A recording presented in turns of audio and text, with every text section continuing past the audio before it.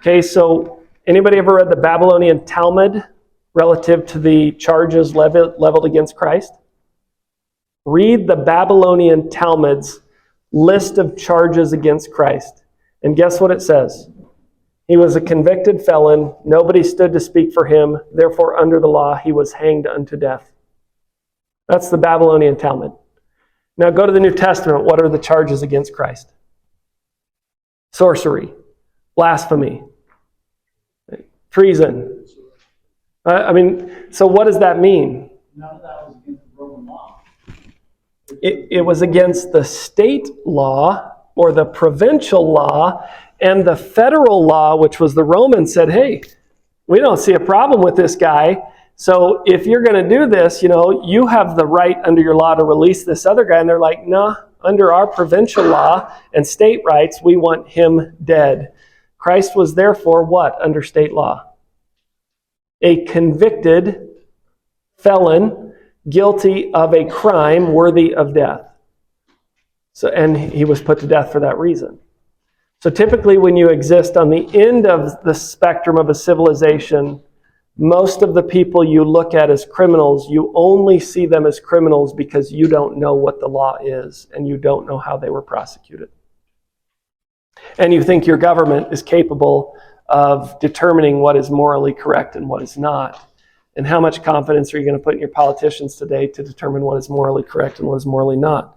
Most of them are just good at this. This is what happens in the Book of Mormon. If you study the Book of Mormon, it will be this group and type of people who will lead to the total destruction of the Nephite civilization both times. Right? In the prior to the coming of Christ and prior to the end of the Book of Mormon, it will be the secret combinations that bring that about, because what they're dedicated to is the secret work of murder. In other words, if you don't go along with our power scheme, we reserve the right to arrest you and put you to death if you resist arrest.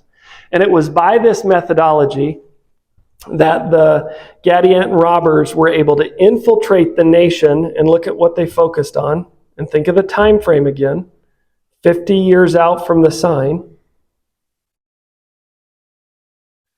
Look at where they focus their efforts. All right, that might be, okay. Okay, see where they're at? Where do the Gadianton robbers focus their efforts?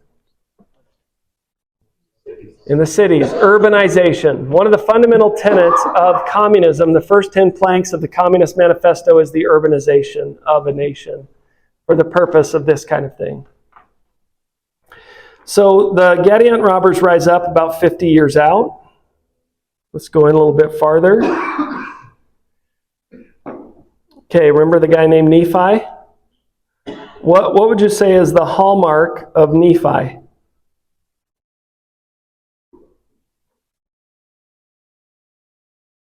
Okay, look at that last little summary right there.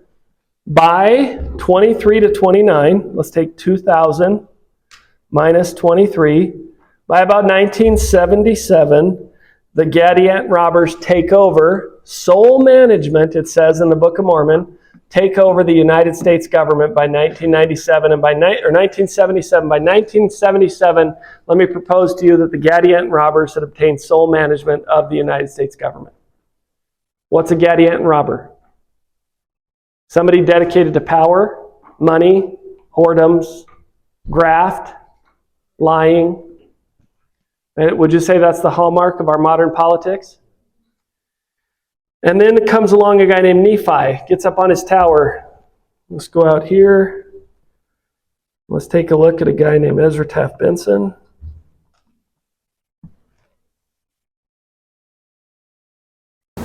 Dies in 1994. Becomes the president of the church in 1985. About 15 years out, he becomes an apostle. 1973 to 1985, our Nephi is up on his tower declaring that Gadianton robbers are taking over the United States government, and warns the members of the church to stand up for the Constitution.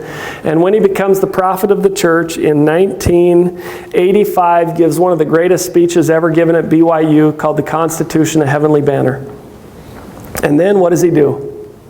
Then he just basically stops talking about it. The warning's been given.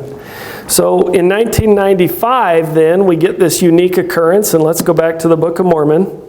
Think about 1995 from the perspective of the church. In the Book of Mormon, we get a guy named Samuel the Lamanite. Samuel the Lamanite prophesies their destruction. Look at the date. Okay, that's actually Nephi. So let's go here to his... we got to get it right. Oh, I see why I messed up. That's the summary heading. We're going to get right here. Okay, look at the date. About 6 BC. So about 6 years out from the sign, this guy's going to preach, and he's going to say, 5 more years cometh, and then the sign will be given. Okay, so if we go to 1994, 6 years out, 5 more years, 95, 96, 97, 98, 99. And then, what would be next? So that's what he says. 5 more years cometh, and then the sign will be given. So if he's saying this in 1994, 95, 96, 97, 98, 99, 2000 is the 6th year out. And we get the sign in Palmyra on April 6th. It's actually at the end of the 5th year, so it works out kind of perfectly. But what does he say? What's Samuel the Lamanite's message?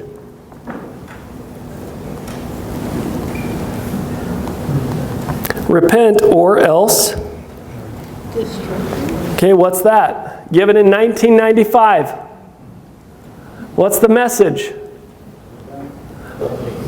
You better take these things seriously, and if you don't, then what? Let's see if we can find it.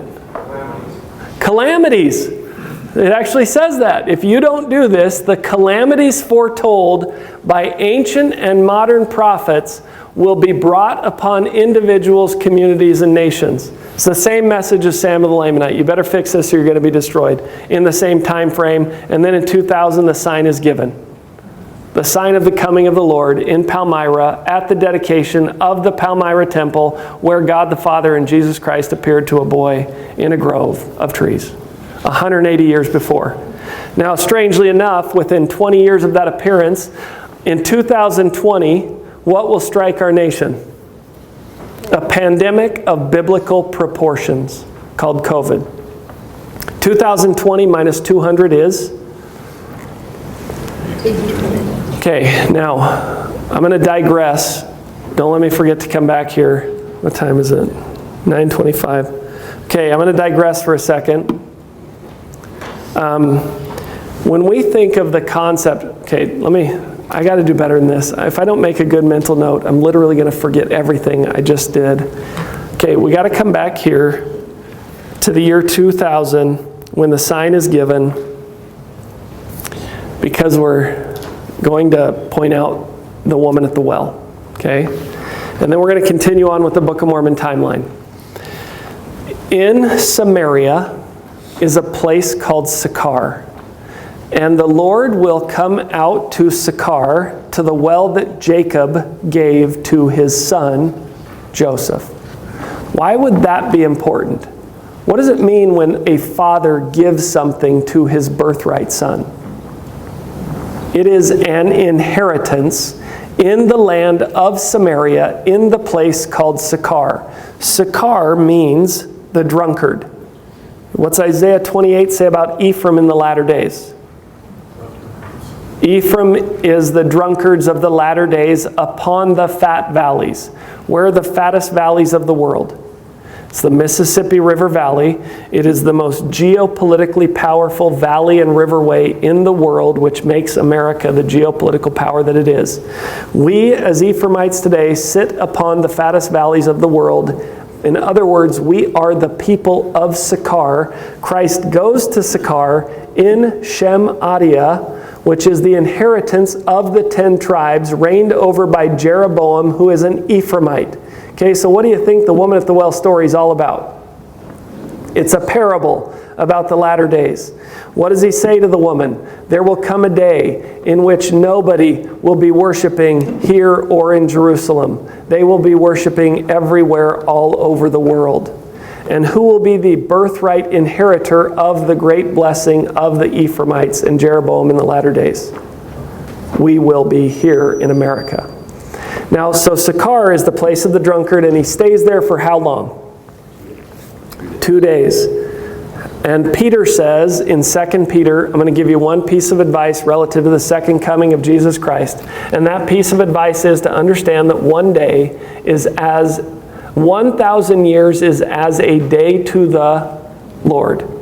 Okay, so if the Lord spends 2 days with the Gentiles or the Ephraimites of the northern kingdom, how long is that? Approximately 30 to 33 BC plus 2,000 is the end of the time or the end of the 2 days of the Gentiles, which would be what? 2030 to 2033 times up. So we need to take 1/10 or a tithe of the people of the Gentiles before their day is up. When do we start the tithe of the Gentiles if the days of the Gentiles are 2,000 years? What's a tithe of 2,000? Okay, so you start in 1820. Okay, now I get 200 years. That's all you get, Gentiles.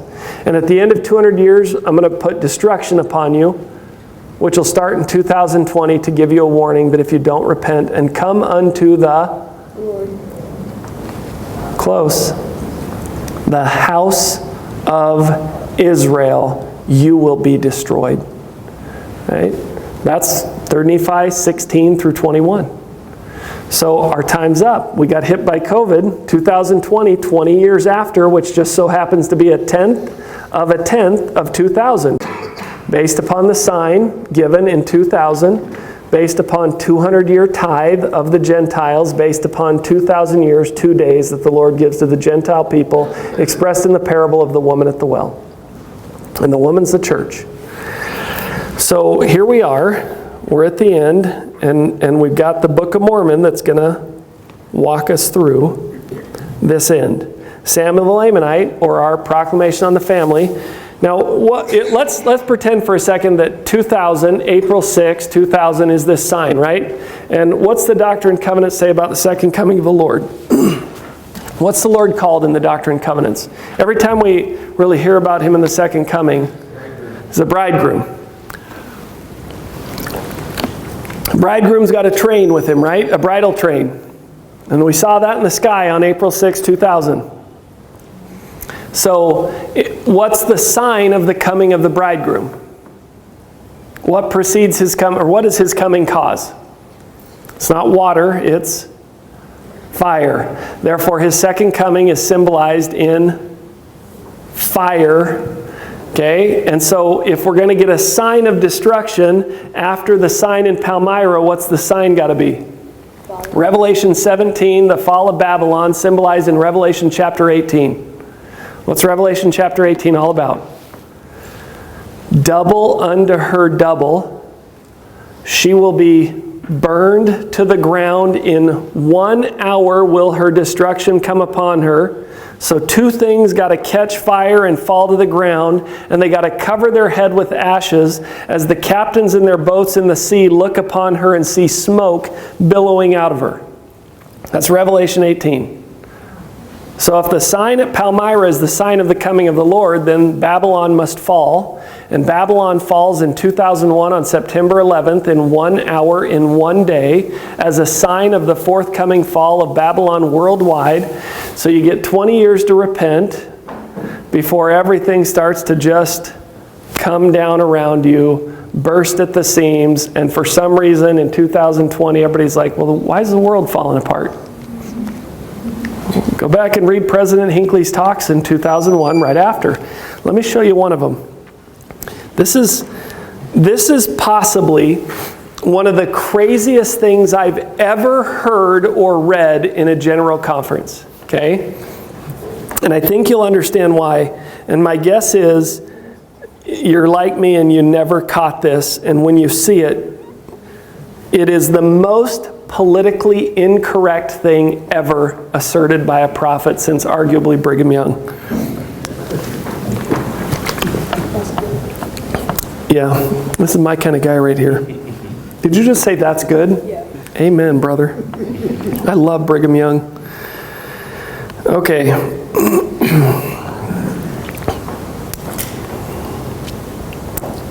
All right, this is it. Okay, it is the terrorist organizations that must be ferreted out and brought down. October 2001, the talk is called The Times in Which We Live. Now that's not too controversial, right? We all kind of think that. But watch this. We of this church know something of such groups. The Book of Mormon speaks of the Gadianton robbers. Okay, what did he just do? He just compared the two. Okay, this is very simple. They did all in their power, by whatever means available, to bring down the church. To woo the people with sophistry, to take control of the society, and now the politically incorrect statement. There's no way that's true. I don't mean that, but there's no way. Why? Why is that the most politically incorrect thing you could ever say in our day and age? Because 9/11 had absolutely nothing to do with the church. Right? Then why did he make it about the church? That's appropriation. You're not supposed to appropriate things today. That's disaster appropriation of a culturally sensitive attack. So what did 9/11 have to do with the church? And that's what I would say is ponder that. Because I don't think that's an accidental statement by a prophet of God in a very sensitive time. Why would he equate 9/11 to Gadianton robbers and then say the purpose of the Gadianton robbers is to bring down the church? And then in 2019 go to Rome, Italy, dedicate a temple with all the apostles and say, this is a hinge point. Okay, now before I jump to the end of what I think is coming as signified by the Book of Mormon, let me take you to a few things that President Nelson has said. Okay, so we're going to stay at Helaman 13. We're going to jump forward here. In 3 Nephi 2, maybe it's 3. No, it is 2. In 2, you're going to learn about the change of the reckoning of time. You're going to learn that in the second year of the new millennium, which to them would be 2, which to us would be 2001, that's the second year, that it was a very peaceful year, except in the second year, 2001, the Gadianton robbers did commit many murders. Okay, and now, not only do you have the Book of Mormon saying in the second year that's going to happen, but you have President Hinckley directly associating the Gadianton robbers in the church with the 9/11 attack. Okay, let's go here.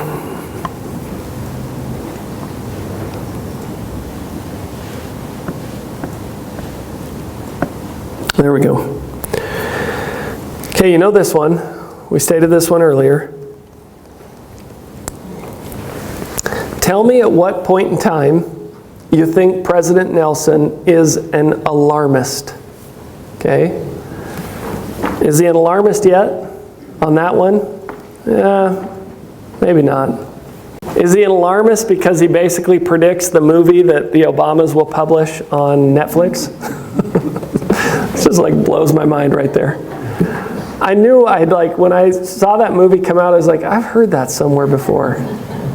I'm really happy to know the Obamas listened to President Nelson's talk. I think they need it. Look at that one. Is that alarmist? How about that one?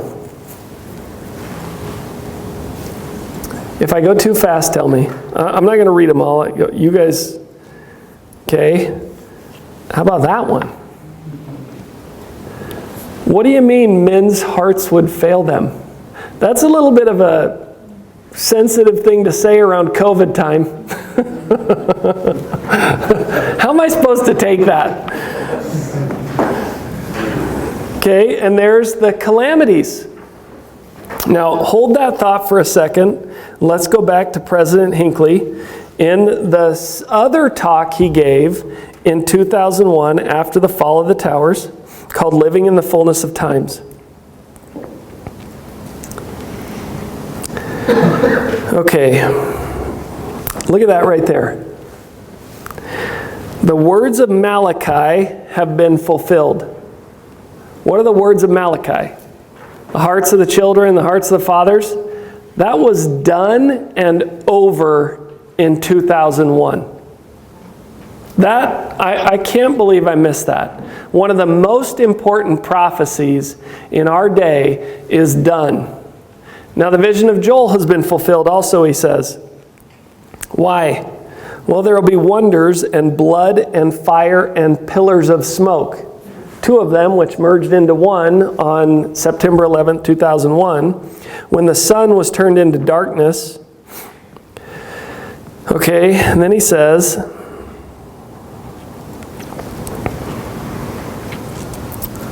let's see if I can, it might be in the other one. I might have to go back to that other one. Oh, darn. Sorry, give me just, okay, right there.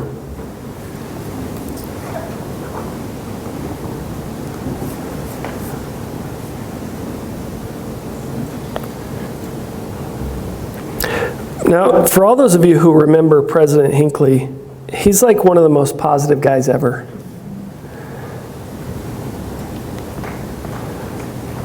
And I find this statement like, okay, this one's important. Look at this one. What is the lesson of Pharaoh's dream? What is Pharaoh's dream?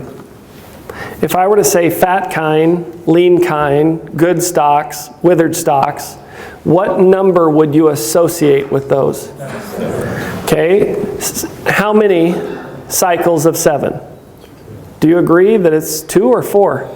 7 thin, 7 fat, 7 good, 7 withered.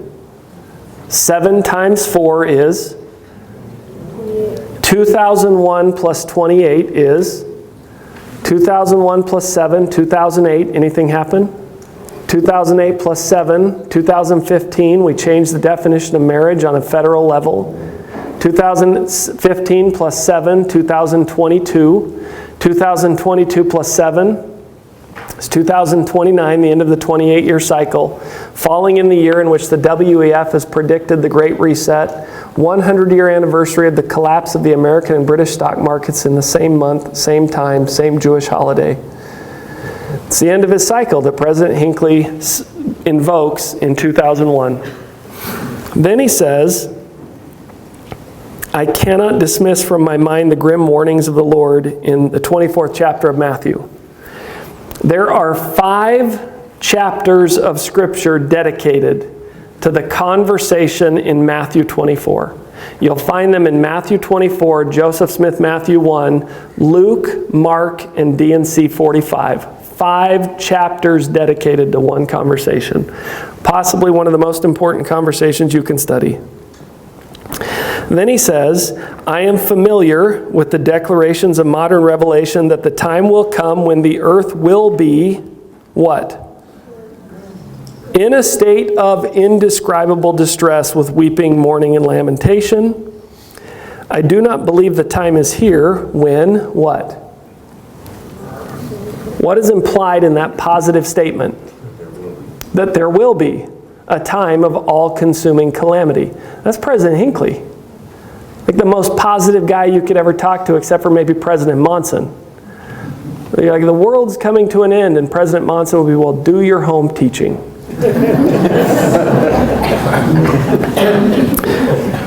So here's President Nelson now, with just statement after statement, and watch how they get.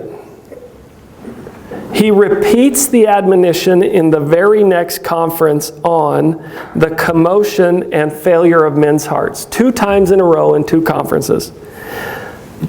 He tells the women of the church in 2020 to create places of security where we can be safe physically and spiritually. He doesn't even back off and say spiritually. He throws in the physically. That's pretty interesting, and he says it to the women of the church at women's conference. Okay, now look at this one. Is this alarmist? It is now time that we each implement extraordinary measures, perhaps measures we have never taken before, to strengthen our personal spiritual foundations. Unprecedented times call for unprecedented measures. Okay, now what are the darker signs of the times? This is 2022. He actually says what they are. I was at a presentation one time where I said this, and some guy's like, "You should be more positive." And I'm like, dude, look at what he says. I'm like, it's not me saying this. This is President Nelson, and he's like, be more positive. I'm like, is that why he lists pandemics, tsunamis, volcanic eruptions, and armed hostilities as stations of the evil and darker signs? Like, that's super comforting and positive. Okay, so what do you do with all that, right? I mean, like every conference, President Nelson is like dropping these unbelievable bombs on us that are kind of alarming. And I, if I'm really honest, in 2020, when I kind of was like waking up, I got a little bit frantic because I felt woefully unprepared. And I felt woefully inadequate in my knowledge of the gospel and the second coming of Christ. And I had to fundamentally change my life. And then what happened is some peace settled on me. And I felt like I discovered kind of the answer for me as to what to do.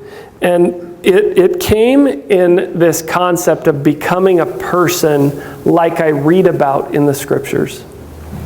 And that's a challenging thing to do, because the first thing that's going to happen to you when you start to live like your heroes in the Scriptures, or people are going to say things to you like, well, do you think you're Nephi? I'm like, no, of course not. Like, I'm the crazy version of him, right? The one who doesn't get to write a book and get talked about as an example. But still, what are we told to do? What does the Lord say? I mean, imagine if you're saying, I'm trying to live like Jesus, and people are like, well, you're not going to be able to do that. What does he say? Walk as he walked. So Christ doesn't just invite you to be like Lehi and Nephi and Alma and Amulek and Abinadi. He invites you to be like himself and to walk as he walked. And when you do that, when you jump into the Scriptures and you begin to literally try to pattern your life like these people, your life changes. Because you begin to connect with the way people who did it right did it. And you begin to learn the lessons they learned. And so when we kind of, for me, when I did that, I felt like I then discovered two things. One, a pattern in the Book of Mormon, which could guide me. And second, that it almost didn't matter if Christ was actually coming. It didn't matter. Because the moment you begin to pattern your life in the way that the Scriptures tell you to live, guess what? You naturally become a part of the flow that whether or not he's coming, you are ready. And then that's when the peace settles on you. And the only reason you need to be frantic is if you're not in alignment with the way the Lord has asked you to live. So I don't have a lot of good advice for like how you should live. I'm like a bad example of that. Like, don't do what I do. Do it better. Way better. Way, way, way, way better than me. Because I'm a failure. I'm like an epic failure at living the gospel. I was 50 years old before I woke up and decided to actually live the gospel. That's not good. Don't do that. But do what these guys do and take this pattern and believe it. And don't believe it because I know when the Lord's coming. Believe it because the pattern exists. And it's there. That's it. I mean, that's a good enough reason. The pattern's there. Now with that, watch the pattern unfold. Okay, 2001 AD. And I'm going to skip a ton of this just so we can kind of get to a point where I think you can see how this pattern is going to play out. Okay, look at the very first verse, 3 Nephi chapter 4, the latter end of the 18th year. What is our 18th year of the new millennium? 17, because of our little mess up. Okay, in the latter end of 2017, did the Gadianton robbers, what's a Gadianton robber? People dedicated to power through lying, corruption, stealing, and institutionalized murder. Did they begin to freak out? Yes. Why? Because a guy named Donald Trump got elected. Now I could go into Revelation chapter 12, man, which is, like, I would love to spend like 2 nights with you. So we could go through Revelation chapter 12, Daniel, Ezra's eagle, but I can't, I got to leave tomorrow. So if you want to stay till 2 a.m., make that 3. I'm just kidding, don't encourage that. There's people out here who are extremely disappointed at whoever just clapped right there. Yeah. Like somebody over there is fuming. Honestly, I talk so long, you could just leave and I won't be offended. I understand that. Okay, so look at this one. This is the one that jumped out at me and probably is the verse that convinced me how unbelievably accurate the Book of Mormon is at predicting our time. 20 and first year. Our 20 and first year is 2020. There was a siege, not a battle, but a siege, where the Gadianton robbers hemmed the people in to take away their outward privileges to convince the people to join the Gadianton society. Okay, that's the COVID siege right there. And not only was the siege not carried out by the leader of the Gadianton robbers, but a figurehead of the siege, which took away your rights and outward privileges, was appointed to administer the siege to the people. Fauci, i.e. Zemnariah. And then, where Zemnariah is hanged by a tree, we brought Fauci before Congress and politically hung him out to dry as the one responsible for everything wrong with COVID, and then sent him on his way. And to this day, everybody's like, that Fauci, like, what does Fauci have to do with COVID, honestly? He's obviously not the guy who carried it out. He's just the figurehead they stuck up in front of you so that when you wanted to complain, guess what you would do? Point to that guy. You really think that's the guy that orchestrated the worldwide response? Or do you think it was planned all the way back prior to the making of that TV show, which basically told you everything that was going to happen in 2013? Study the planning that went into COVID and how far back it goes, and one of 2 things is occurring. It's either real or it is a conspiracy. And I don't know which one it is. I don't know if I really care, because I care more now about Jesus coming. So I actually had somebody say to me, well, who are you going to vote for? I'm like, I'm going to vote for the worst person possible. The one who will like speed on the gas and take us over the cliff as quickly as possible. They're like, well, what do you mean? I'm like, yeah, I just want to get it over with. Like if Obama would run like with like Fauci, I'd be like, that's my ticket. And like Klaus Schwab, like throw that dude in there as the head of the state. And Bill Gates, like put him on the ticket. Hillary, heck yeah, Hillary. Like just put them all in there.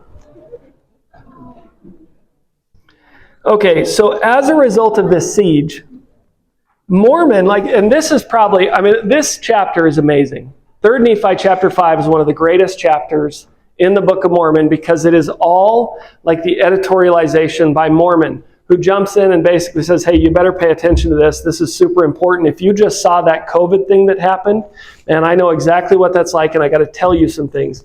And 3 Nephi chapter 5 is what he tells you. And he will use words to point you to other places like living soul. He wants you to go study the book of Revelation. Why would he want you to study the book of Revelation by talking about a living soul? Because John the Revelator invokes the concept of a living soul. He'll also use the term great and marvelous. And why would he want that? Now, he's using that to get you to go look at another section of the Book of Mormon where he'll talk later about great and marvelous things that happen that lead to the destruction of the Nephites, and at the same time pointing you to Revelation chapter 15. And it uses these same terms, and it shows you a pattern that these Book of Mormon prophets are following, where they will not intrude upon the revelations of John the Revelator. Just like Nephi won't, Mormon will not either.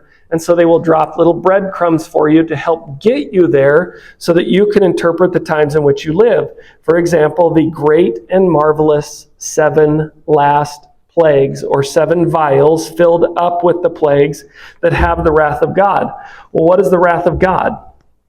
The Doctrine and Covenants, section 88, will tell you that the wrath of God is, comma, meaning synonym, the desolation of abomination.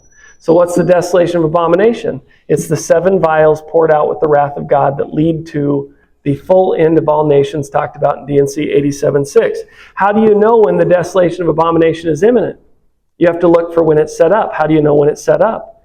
You got to look for the daily sacrifice to be taken away, Daniel chapter 12. Once the daily sacrifice is taken away, 1,290 days, the desolation of abomination is set up. So when were the temples closed?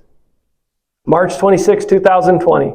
That's when the daily sacrifice is taken away. Start your time clock, 1,290 days from March 26. 2020 is October 7th, 2023, the invasion of Jerusalem by Hamas to the day. That's the sign the desolation is set up, or standing in the place where it ought not, talked about by Mark in one of those 5 chapters that the Lord gives relative to the last days prior to his coming. As the sign of his coming, as he sits upon the Mount of Olives and tells the disciples, this is the sign of my coming. And he specifically says, look for the desolation of abomination to be set up. Well, what's the beginning of the desolation of abomination? It's the vials. First vial is a noisome and grievous sore. Now, our language is confounded, so we don't understand this. This is 16th century English. Noisome means a noxious, oh God, what is it? Yeah, the effluvia is the example Webster gives in the 1828 dictionary of something that is a noxious affliction, which is what sore means in 16th century English. So noxious to health, that's what it is. Noisome means noxious to health, and one of the examples given is the effluvia. So the first vial is a flu, okay? Or a flu-like noxious affliction. Second one, this is not me, don't shoot the messenger, but what's a vial? It's a vial or bottle, or it could be glass, could be ceramic, I have no idea, right? But it's just this thing. Can I hold a vial in my hand? Okay? Now, what's in this vial, according to verse 3? I have no idea. But what's a living soul? Okay, in Hawaii, when the Hawaiians first meet the white people, right? They're like, hey, aloha, right? And what does the white guy do?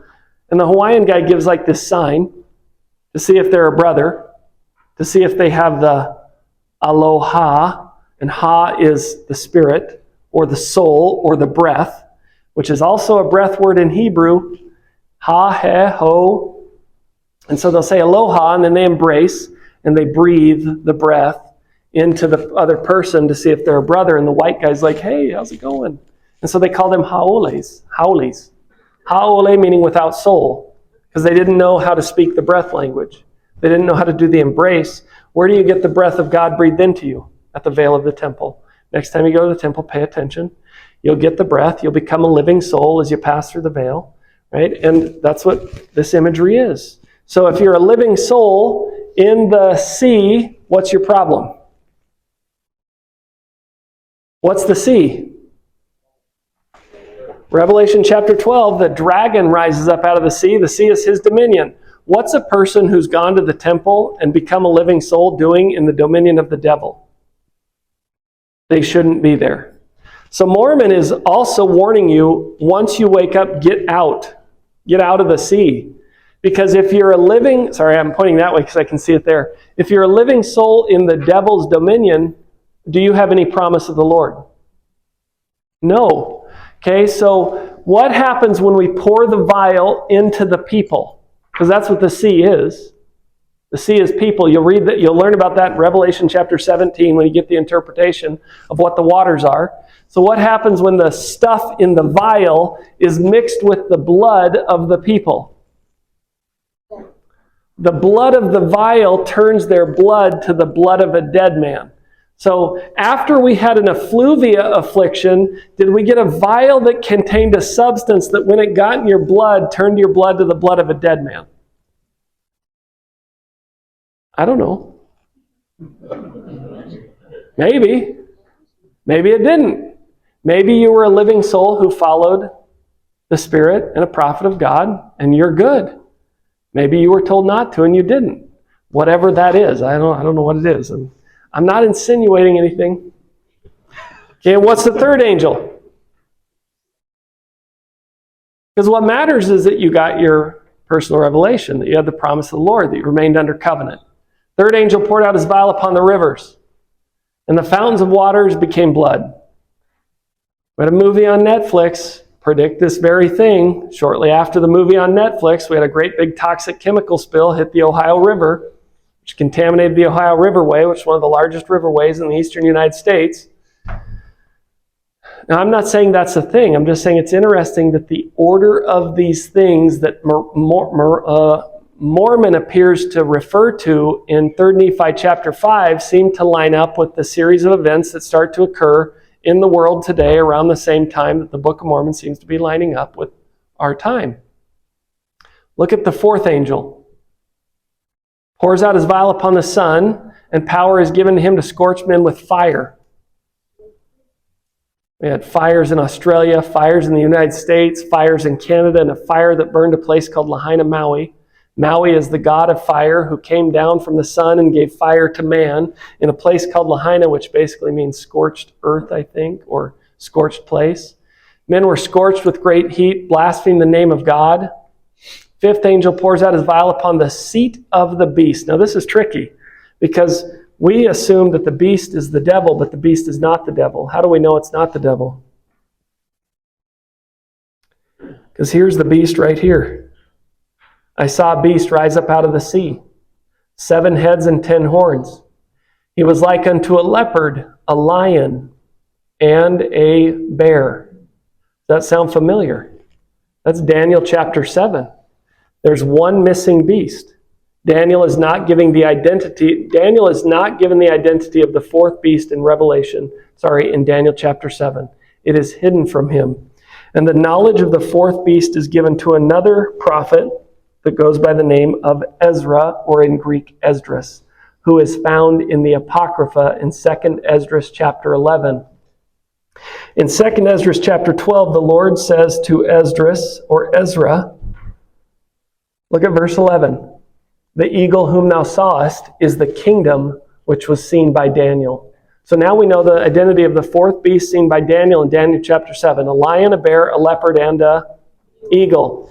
And this eagle is according to 2 Esdras 11, a sea eagle, aquila, aqua, or aguila.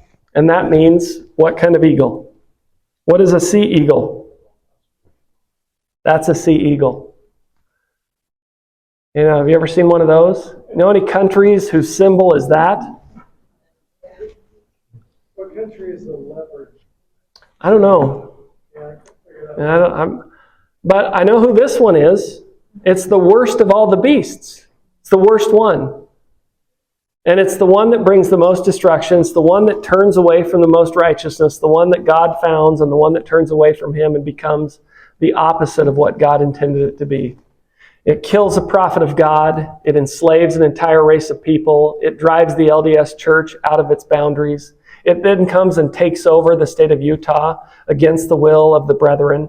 It then begins to oppress the church starting in about 2022 when it begins to audit the church and fine the church under the 1934 Securities Exchange Act, which is very problematic, and steals $5 million from the church to take into the coffers of a Gadianton government that's now dedicated to the devil and serving the devil. And then will become the power under 2 Esdras chapter 11, which the Lord will have to confront and removed from its place as the latter-day kingdom of God is restored at a place called Adam-on-Diamond. Now, how do we get to Adam-on-Diamond? I know I'm rushing through this. I'm not doing it justice, but we just go back to the Book of Mormon. And in the Book of Mormon, look at 3 Nephi chapter 6. The siege will end in the 26th year. Our 26th year is 2025. I would expect your interest rates are going to go down, boats will become cheaper, cars will become cheaper, houses will become more affordable, your salaries will go up, and everybody will say like, hallelujah, the Lord loves us, He gave us our money back. And that'll become the worst possible thing you could ever receive. Because prosperity is always a curse for Mormons. We rarely do what's right with it. We always just build bigger and bigger houses, and create nicer and nicer lawns. And then what do? Okay, watch how this plays out. Remember, the Book of Mormon, they do things the right way, and we tend to do them the wrong way. So if God gives us our prosperity back, and we begin to prosper and wax great, and in the 26th and 27th year, 2025 and 2026, there is great order in the land, and we form our laws according to equity and justice, how could you do that the wrong way? Who said DEI? Yeah, right. DEI, right? I mean, Furbies. We need Furbies at school, and we need to acknowledge that Furbies are real, and it's a struggle, and that if we are allowed to prosper again, will we then build many cities anew? Now, anew is a really interesting word. It doesn't mean a new city. It means in new form. What are we doing with Maui? We're building Maui anew in the image of the WEF as a smart city, and we're connecting it to these highways and AI roadways that are connecting the world under 10G cellular technology and fiber optic and satellite technology that's taking the world and making it a really small place and connecting it all together in the name of progress, which, to me is awesome. Because if Jesus isn't real, I love video games. And I would love nothing more than to eat pizza and play video games through AI technology for the rest of my life. Unfortunately, I think Jesus is real, and I'm afraid that these AI superhighways are going to be really problematic for the coming generation of young boys in particular. And whether or not you believe Christ is coming, if you're a 30 to 50 something guy, I would say 12 honestly, 12 to 50 something guy, we grew up with video games, and they're awesome. Video games are awesome. And if the Lord is not coming, do you know what's coming next with AI? Virtual reality. And is there any incentive for a young boy today, really, from the world's perspective, to get married and have a lot of kids? Who in the world would want to get married in today's environment? Why would you, if you're a kid, you know what I would do if the Lord's not coming? Have you ever listened to Milton Friedman? Economic cycles and political cycles are 50-year swings. Conservatism, liberalism. Conservatism, liberalism. That's how it goes, right? So from an atheistic perspective, we're just in a constant cycle, pendulum swing, over and over. And the cycles are longer sometimes. They're not just 50 years. They can become 100-year, 200-year, 400-year, 1,000-year cycles. And our boys are about to go into a cycle in which young Judeo-Christian white boys are not welcome in this world. And if you think as a young Judeo-Christian white kid you're going to get married, go to college, make a lot of money, you're delusional. The system is not set up for you. So find a good job that pays you enough to get a little tiny apartment, get your favorite video games, go there and eat McDonald's, and don't get married. You will get nothing but punished if you do differently. And if you don't understand that, if you don't understand that reality of that, you need to talk to your college-age sons. or your college-age siblings, because it is a reality. And all they are doing is getting punished today for doing the right thing. And you know how hard that's going to be for 50 years to be punished for doing the right thing in a way that we can't comprehend? That's what the advent of AI is. And unlike you and I, where we can resort to the wilderness, they're going to grow up in a day where all currency is digitized. And if you do something wrong, your car could be shut off, your power could be shut off, your bank could be shut off, and all of your access to privileges could be shut down with AI technology. So go back to 2020 and think about what happened with COVID. You get the elimination of jury trials and the suspension of in-person appearances, and people start to have to appear by video conference, which is really problematic if you're in jail. Because now you're being treated like a detainee under terrorist laws, where they can detain you indefinitely based upon a pandemic or martial law, even though you might be guilty of a minor crime. Now shift that, okay, and don't just set people in a place where all appearances are video and by Zoom, right? Your lawyer's appearing by Zoom, you're appearing by Zoom. Now you get caught on a camera doing something wrong, and guess what the AI does? Shoots you out a citation. You get a citation in the mail that says the AI has seen you do this. You can either appear on this date or you can pay this fine. Transactional criminality, transactional guilt, and transactional compliance, and transactional payment. Everything becomes transactional. Why? Why would you do that? This is what your justice courts are today. Go study your justice courts. AI is just the next level of justice court where everything is transactional crime. You just pay the fee and you get to go unless it's a serious crime. Why would they do that? Study economics. This is inflation. Once you start to hyperinflate your economy, guess what's going to happen? You can't sustain it. So what do you got to do? You can't have capitalism anymore. You have to nickel and dime everybody for everything so you can support a socialistic style of government, which is the way we're moving. So you got to create transactional government. And you got to have the power to cut off a person's ability to avoid compliance. So back in 2016, when I started the Bundy case, we received a whole great big, it's actually a little file, electronic file of what's called discovery. And inside that discovery, which was mountains of discovery, was an admission by the United States government that they were using AI technology as far back as 2014 to surveil American citizens and generate probable cause statements by AI. Hey, you know what movie that is? That's Minority Report with Tom Cruise. When we saw that, we were like, what? This is a joke, right? I mean, we had no way in 2016 to contextualize that or to apply that into our... And we just ignored it. We literally ignored it because we didn't know what to do. Now, where would you store all that information? In Utah, or at the point of the mountain. The Mormons will take it. If you want somebody to do something wrong, just ask the Mormons today. They'll be like, sure, we'll do it. We'll take the government surveillance institution and put it as... Never mind. I better finish that thought, or you'll think I'm like... You ever wondered why this Southern King... This is actually doesn't make sense. Southern Kingdom of Judah. Southern Kingdom of Judah was after the division of the Kingdom of Israel. You get the Northern Kingdom and the Southern Kingdom. Judah was pronounced Yehudah. Utah in Hebrew is Yehudah. Yehudah. Utah means top of the mountains. Isaiah chapter 2 is, in the last days, the Lord's house will be established in the top of the mountains, i.e. Utah, which the anti-Mormons gave us. President Hinckley will say that prophecy is fulfilled in Utah in one of his talks.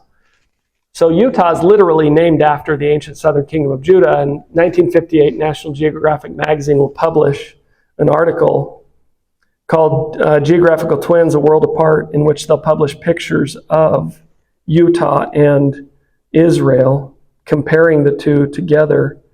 And they'll actually post pictures of the Dead Sea, the Jordan River, and they'll put a map in. I actually should show you guys this. But for some reason, when let's do this. That'll make it easier. After it's been on for a little bit, it blacks out and I can't see it. So Just going to reset it. We'll find it real quick.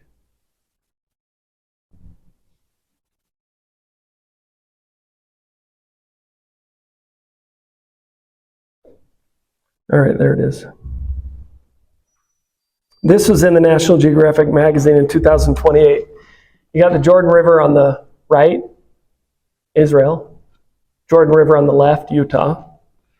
Dead Sea on the right, Salt Lake on the left. And then they put two maps in where you get the Great Salt Lake and a holy city, the Dead Sea and a holy city, 60-mile Jordan River, and a fresh body of water, Sea of Galilee and Utah Lake. And then you get a matching of the governors of Utah with the kings of the southern kingdom of Judah that is so accurate that our 17th and 18th governors of Utah do very similar things to what the 17th and 18th southern kings of Judah did. And in the reign of Jehoiakim, who is the 18th king of Judah, in the third year of his reign, Babylon takes over control of the southern kingdom of Judah. Now, they don't conquer it in the way that you think. They basically turn the southern kingdom of Judah into a vassal state. So, whose flag would you fly if you're a conquered people? You'd fly the flag of your conqueror. And in the third year of the reign of our 18th governor, we adopted a new flag, and we put these values on our flag. And that's really consistent with LDS theology, right? I mean, Mormons have always stood for pride, especially Ezra Taft Benson, who gave that great talk, It Embraced Pride. And look at this flag. I mean, that's the flag.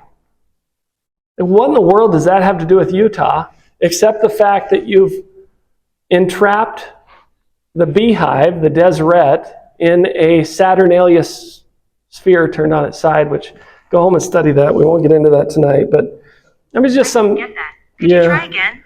That's right, you don't get it, Siri. And that's just some dumb politician who's like, our flag's not cool, let's make a cool flag. Like, that was their rationale. We don't even intend to do these things we do, and we do them and fulfill ancient archetypes in Utah. So what causes the southern kingdom of Judah to fall? Well, by the 20th king, Zedekiah is like, I'm tired of this Babylonian observance. We don't want to be Babylonians anymore. And he rebels. If you're a conservative, like, Zedekiah is your kind of guy. He's like, stick it to the man. Tell the federal government to take a hike. And the Babylon is like, fine, that's how you want to be. We will invade you, right? Why would we invade you? Well, because you're basically harboring all the secrets of the world in that top secret data center right in the center of your valley, making you a ground zero target in the next war that the world has. And Dick Cheney talked about this and continuity of government under the George W. Bush administration. And they're the ones who started this whole surveillance state. And Utah's become the harborer of the surveillance state. So what are you going to do in the information age when you want to take out a country? You got to destroy the epicenter of information. Destroy the superhighway of communication. How do you stop all the surveillance and spying in the United States? You drop a bomb at the point of the mountain in Utah, because that's where they're doing it. Like, we made ourselves a military target. Why would we do that? That's crazy. Like, LDS people are just like, we'd like to support the beast. Okay, so see how far I've gone? Who's the beast?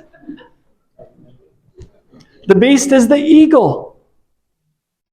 It's not the devil. The beast is the eagle, the bear, the lion, and the leopard. Okay? So if the beast is the eagle, the bear, the lion, and the leopard, what's the mark of the beast? It's the mark of the eagle, the government.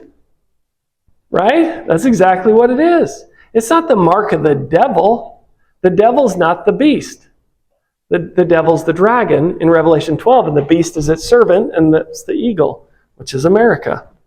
So in 3 Nephi 6, are we following the plan according to Revelation 12 and 13? Are we embracing a central planning, one world style of government where the four beasts unite together under the dragon in the last days prior to the second coming of the Lord?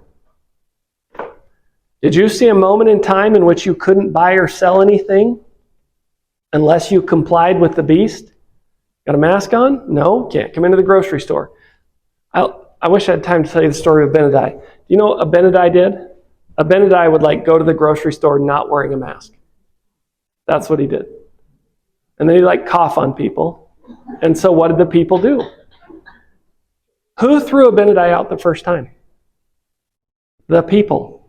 So what did he do? I love the story of Abinadi. He put on one of those noses with the little mustache and the glasses. And he's like, hey, it's not me. I'm not Abinadi. People were like, dude, you're Abinadi. We told you not to come back. And he's like, wait a sec, don't, I'll be nicer this time. You're all going to hell. They're like, all right, that's it. Take him to the king. The Book of Mormon is honestly just filled with crazy people. Have you ever noticed that? Really. Laman and Lemuel are normal.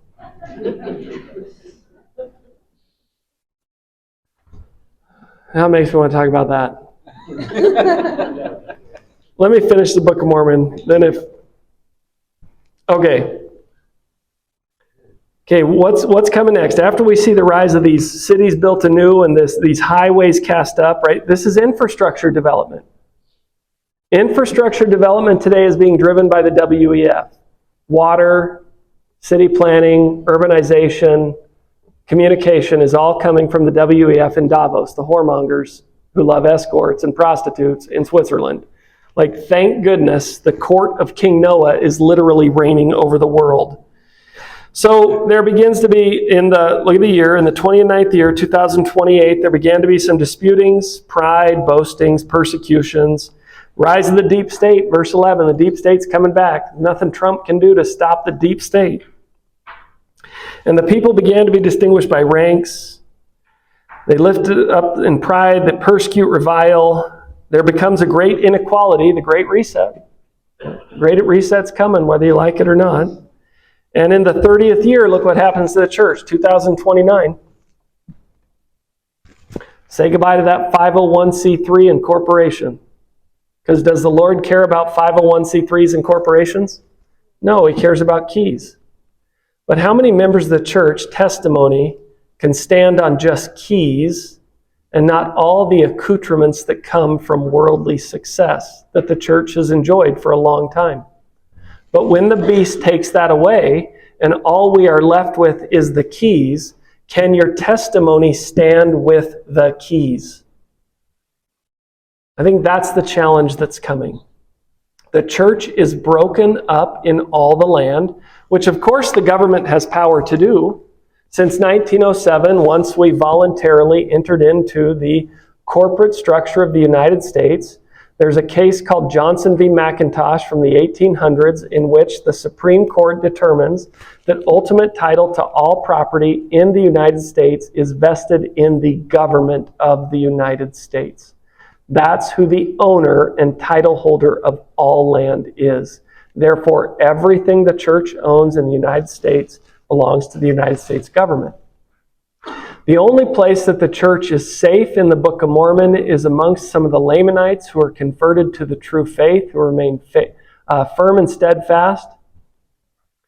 And then what happens if the church is broken apart is that the government of the land is no good anymore, because the purpose of the government is to uphold, in America, is to uphold the Lord's church and to give people the opportunity to embrace the plan of salvation and to learn of the ways of the Lord and to serve Christ.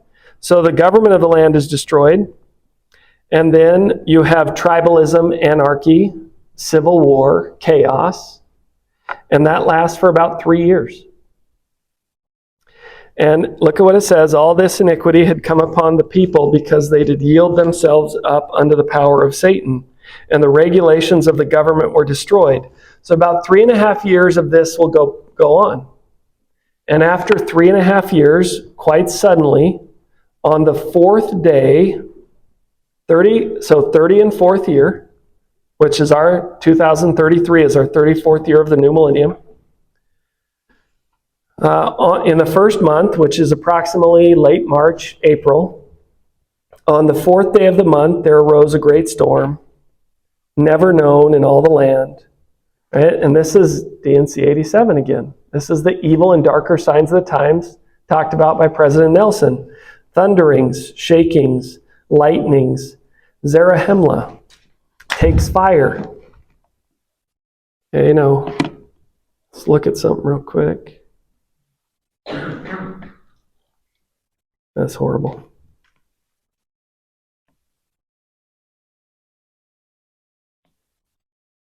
That's horrible. I can't stand bad writing. I know that's like crazy, but it shouldn't bug me. It's all been so bad tonight that I can't take it anymore. Okay. Zara, princess. Who's the queen? If the queen were a city, who's the queen?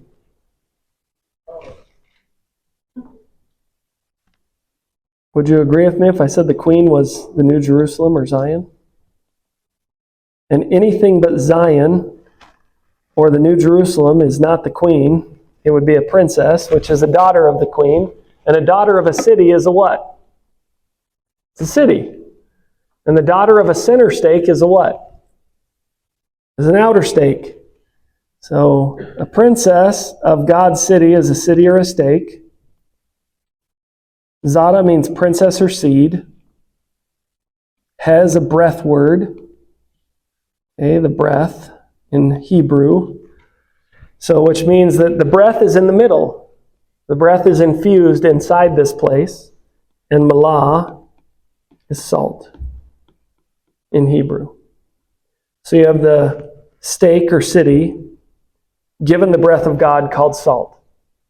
The capital city of the Nephites, where Nephi himself lives, it says that it is the land of Nephi's nativity. So not only is it the capital city of the church, it is the native land of the prophet of the church of the time. And what does the Lord do to the capital city? He burns it. Why would he do that? Because we didn't fireproof it. We earthquake-proofed it. We should have fireproofed it and earthquake-proofed it. And if we'd done that, then the Lord wouldn't be able to destroy it. And then he just starts to destroy all these cities. And he doesn't just destroy them. Look at the Lord is so insulting. He just rubs it in your face. He's like, I destroyed your city and killed all your people. He owns it all. He doesn't just stop with, hey, I destroyed your city. He takes responsibility for the whole thing. I destroyed the city and killed all the people. That's pretty harsh. And he does it with every single city and drown the inhabitants. Tempest, lightning, you see these words? These are the words invoked by President Nelson. These are the calamities foretold. Highways broken up. Notable cities sunk and burned. Buildings falling to the ground. And we have the sign of that. Whirlwinds that carry people away. And it's not like we didn't know. We should know this was coming. Watch what Nephi says about the vapor. Oh, I don't want to leave here, though. Never mind. Okay, so after they go through 3.5 years of civil war, chaos, anarchy, tribalism, then they get this storm, and watch how subtle this is. It's really subtle. I want you to think for a second about this kind of relatively obscure doctrine in the church of Adam on Diamond. Okay, where is Adam on Diamond? What's the point of Adam on Diamond? They're supposed to be Adam's supposed to come there. Does anybody in Scripture talk about Adam in the last days? Daniel. The place where Adam will sit is talked about by Daniel. DNC 116, I think it is, talks about Adam on Diamond. So Adam's supposed to show up there. as it was in the beginning. You got this chiastic structure happening. Adam's there in the beginning. Adam's there in the end. So Adam shows up. What else happens? It's at a holy site. Where? Mexico? Missouri. It's weird, that the Lord would come here when the Nephites lived in Mesoamerica. And he tells them he'll come to this land. I'm just kidding. For all those of you who are not Heartlanders or are, I'm just taking a subtle jab at you there. So the Lord shows up at this place on the American continent in Missouri where you're supposed to build the New Jerusalem, has a special meeting, sets the church in order, and has like this sacrament meeting, temple-like ceremony. Sound familiar? That's 3 Nephi chapter 11. So you see what 3 Nephi 11 is? 3 Nephi 11 is a type and shadow of Adam on Diamond, and it's a temple ceremony. So we've had Adam on Diamond like literally sitting there right in front of us the whole time in 3 Nephi 11 through 18. And so what you're given is you're given kind of this pattern. And if you don't think that Adam on Diamond is relevant today, study D&C 52, 57, and D&C 101. And then study President Nelson's talk, Spiritual Momentum, where he talks about the vivid dream and the covenant path. Study Jeremiah. I can't remember the chapter. You'll find it if you just study his dream. And then study Elder Bednar's talk on the marriage and wedding feast that he gave recently in conference. And all of those are foreshadowing of Adam on Diamond. So here's why most people miss Adam on Diamond. Okay? Most people fail to contemplate it because one, they think they're not invited. They think they must be commanded in all things, and therefore they wait for something that will never happen. Alma 16 teaches you this pattern, and it uses a concept called that which will shortly come. And if you study the term shortly come, every single reference in that search, shortly come, put quotes around it, will be a reference to the second coming, which will provide you an invaluable amount of information relative to the signs of the second coming. Because the establishment of the church became general, Alma and Amulek and others go about teaching the gospel.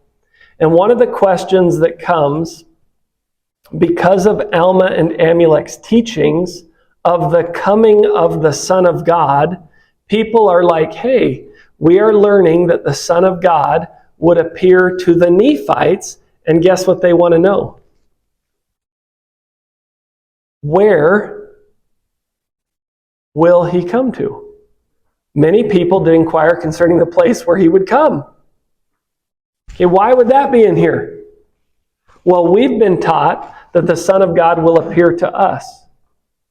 And Joseph Smith inquired where he would appear. And you know what he was told? Adam on Diamond. So just like they were given the answer, we've been given the answer of where he's coming. And just like most of them probably completely ignored it, guess what we've done? So how many of them make it? Anybody remember the number? On the first day, 2,500 people listened carefully enough to know where to be. Now, if you study carefully, you'll see the window of time that they have to get there. Okay? Let's go to the bottom of 3 Nephi chapter 10. You know Christ doesn't come right away. How do you know that? He dies and then does what? Spends 3 days in the grave, followed by 40-day ministry to who? The apostles in Jerusalem, which means the soonest he can get to them is when? Around Pentecost. Roughly Pentecost time, or in the window before Pentecost up to Pentecost. Sometime after 43 days, at least. So Mormon reflects this, and watch what he says. He showed his body to them. Wait, no, here we go. Where is that at? Okay. Now this is tricky. So if you don't pay attention, you'll get a little fooled. What does he do in the end of the 30 and 4th year?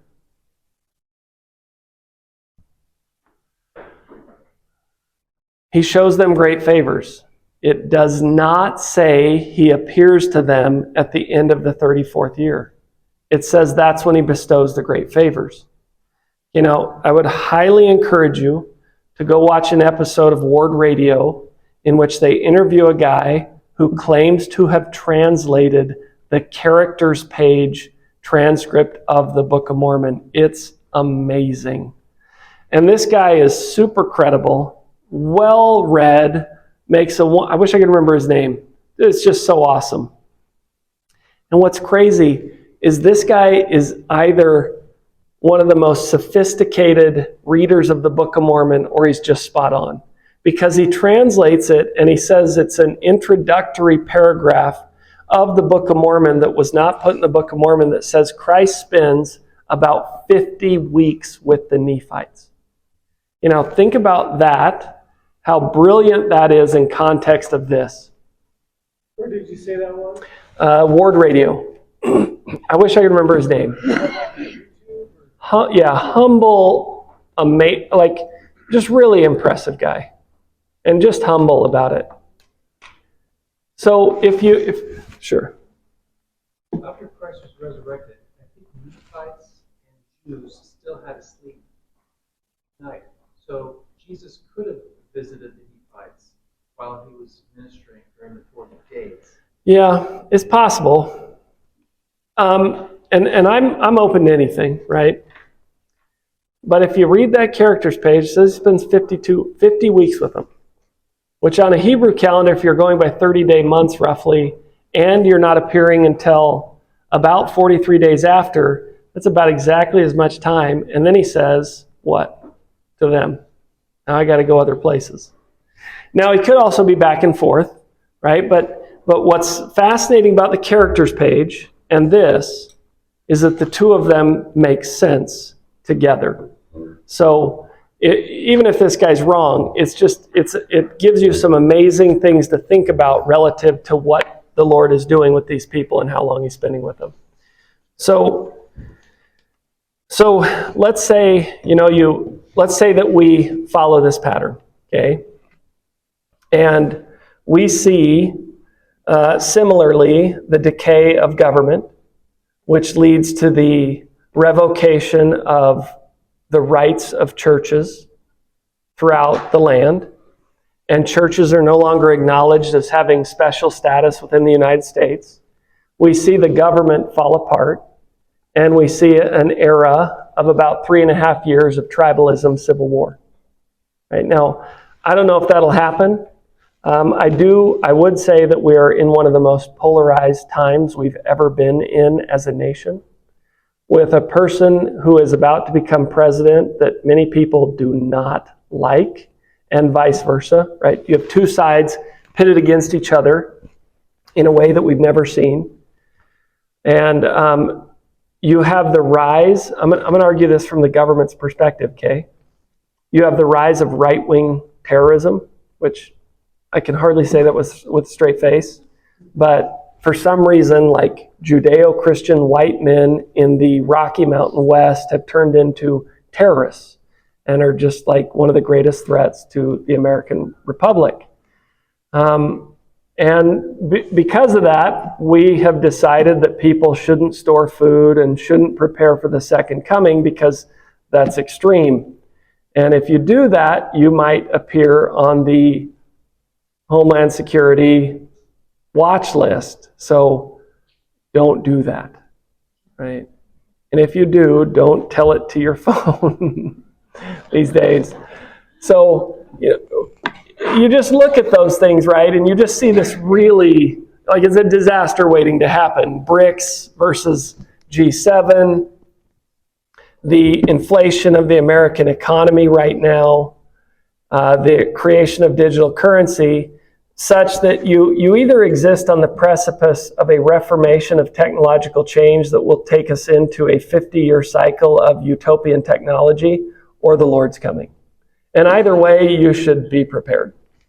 And the best way, I think, to combat what's coming is the building of community, preparedness, and local agrarianism, right? So you think about what local agrarianism is. That was the original ethic in America. And I would argue that the people, this is just, again, my opinion, the people who make it to bountiful are the people who embrace a belief in the coming of Christ, local community building, and who embrace agrarianism, local agrarianism. And when you look at Bountiful, there's a great book that I've not read, but I've heard The Stick of Joseph. That's another one I would highly recommend you go watch on YouTube. Interviews with a guy named David Butler, who talks about a book by a guy named Zioni Zavit. And Zioni Zavit is not LDS, but he wrote a book on Eden.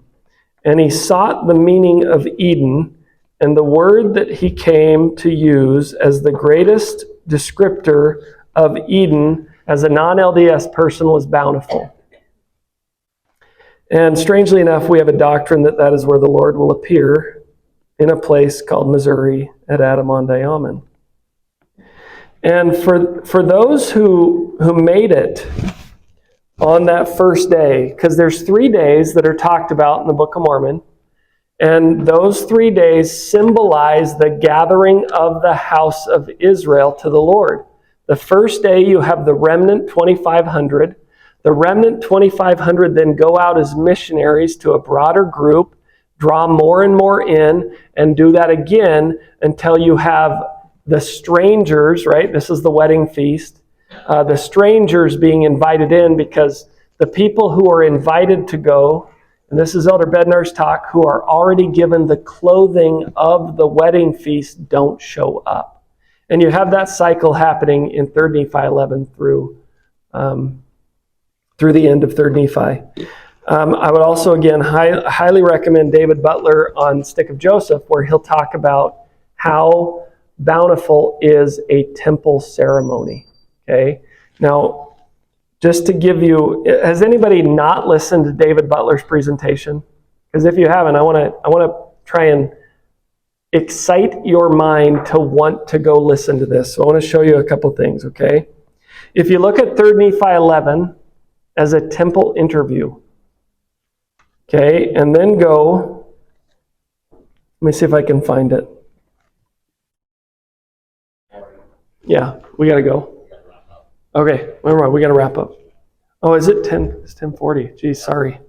I didn't even leave you guys time for questions. Okay, I apologize. All right, thanks for Morgan. This was awesome. And as a token, I ordered you the 1958 National Geographic. Oh, no way. That's so awesome. Thank you. I don't have that. Thank you. That's amazing. Let's thank Morgan. If you want YouTube videos that other people have posted, I encourage you to watch that. So we could really use some help on cleaning up. We're supposed to be out by now, so if you could clean everything up, get everything in the garbage can, help us out with that. That'd be great. Thanks, everybody. Are you guys going to post this one? Yeah, we'll eventually